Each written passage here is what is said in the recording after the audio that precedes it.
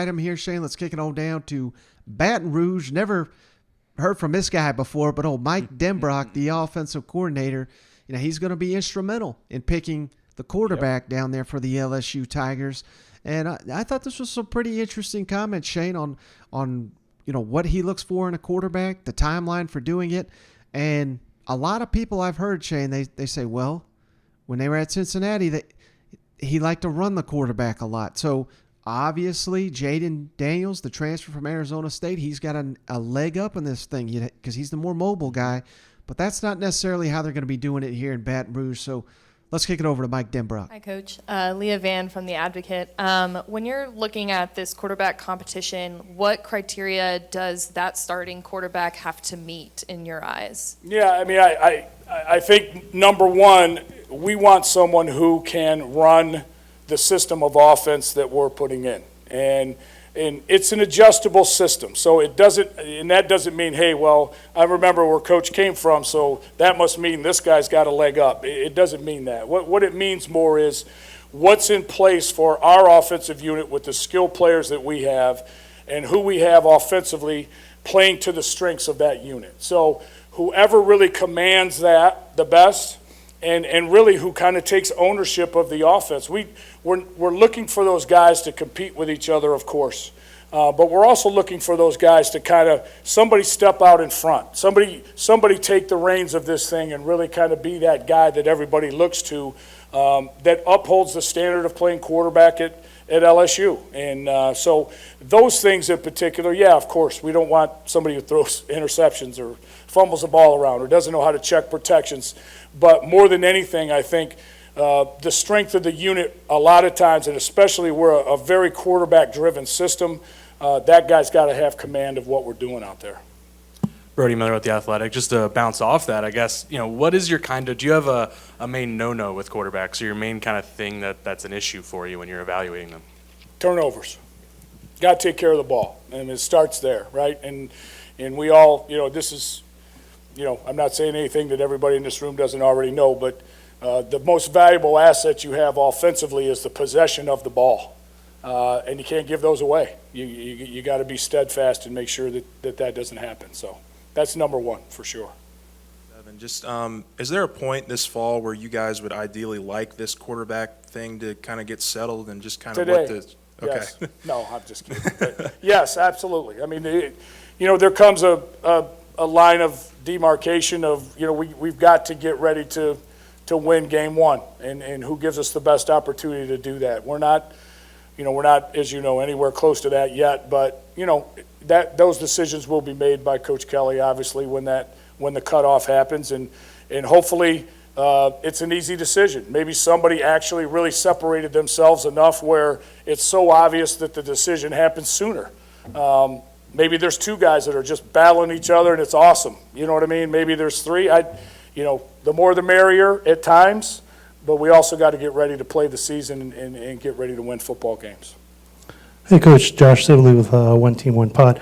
With this younger O-line, how much do you think a mobile quarterback is necessary, and how much do you change your play calling between quarterbacks? Yeah. I mean, I don't know how much the play calling in particular would change. Maybe some of the options off the plays would change is from a play calling standpoint.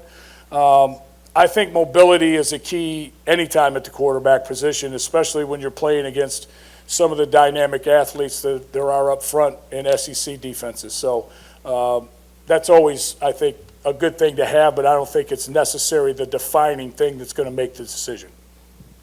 Mike Wilson-Alexander from The Advocate. When it comes to Jaden Daniels specifically, Brian Kelly said kind of at the end of the spring that y'all had adjusted his footwork since coming from Arizona State. How much of a change was that for him, and is it something that he seems more comfortable with now?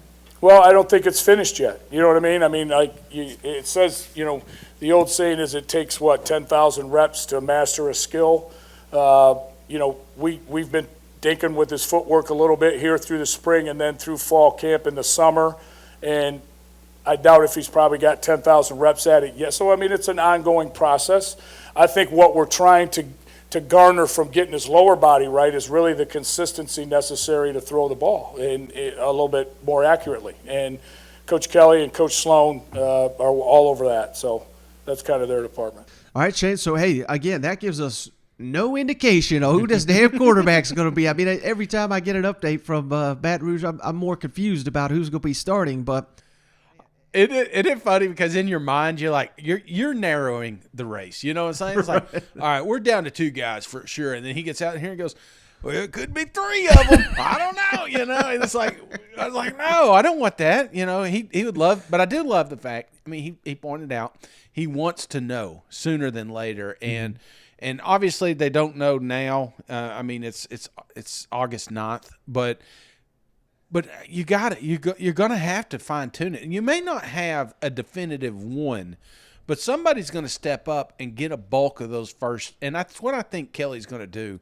I think he's going to identify who he thinks the guy should be, and let those other guys play in. But man, it sounds like a thick competition down there, brother. now let me ask you, Shane, do you think that's something they should keep close to the vest, considering they open against Florida State in New Orleans, or is it something you think it benefits? You know, we've seen it at other places where they name the starting quarterback a couple weeks out.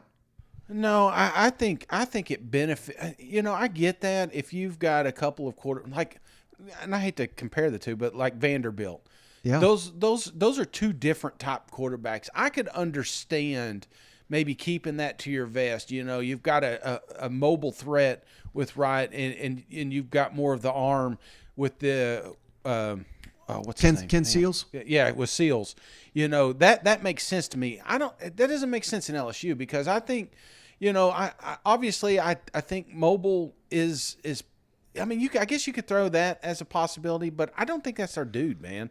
Right. I think the quarterback comes down to, I don't know. I was thinking Nussmeier, but I don't know about what you're thinking. But again, that's my quarterback race. That's who I'm imagining running this team next year. But I may be dead wrong. But it just seems like to clear the noise. How many times have we heard that? You know, Alabama did the same thing a few years back with Jalen and Tua, and it was everything. It was just it crowded the locker room, and I think it divided at times, you know, that room. So I think you come out, you say, okay, this is our guy, so that everybody can buy into him, and then the whole team knows. Now, it doesn't mean it's permanent, doesn't mean he keeps the position. It's still an open competition, just like every spot on this field.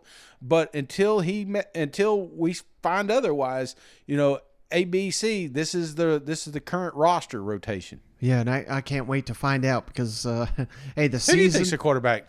Like, if you were guessing right now. You know, I'm kind of with you. I love Garrett Nussmeier, but I honestly, Shane, I want to see it be Miles Brennan because he's stuck it out, man, and I think he's. I know. It's almost like, you know, he's worth being able to show what because the brief time we saw him, he was incredible. So I'm kind of rooting for Miles Brennan, but I certainly do think Garrett Nussmeier by the end of the season is going to be your starting quarterback.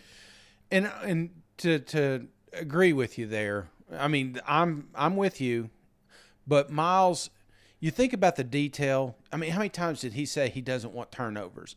And you usually get a little bit better ball security with somebody that's been in a system for a long period of time. And that's an added benefit to seniority, added benefit to college playing time, you know. So I'm with you. I think starting out of the gate, it's going to be tough to keep Miles off the field just because he's done it a lot. But I don't know. I just don't know if that's the future for LSU.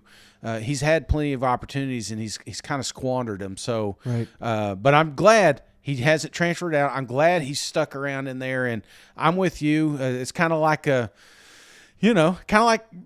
version of Stetson Bennett, you know. It's like, you know, he could have went somewhere else. He could have played. He even tried it, you know, but he came right back to Georgia, and it turns out it'll be a great move for him. So I'm hoping that if Miles does stick around, then it's a good thing for him. Yeah, and to throw another curveball at it, Shane, I mean, you talk to people down there in Baton Rouge, they say the coaches love Jaden Daniels. So, hell, I mean, I have no indication who it's going to be, but Jaden Daniels, if he could play like he did as a freshman, he'll be the starting quarterback. But yeah, that was 3 years ago. You know what? Yeah, no, good point, man. But hey, buddy, I think that's going to wrap us up for this episode of the show.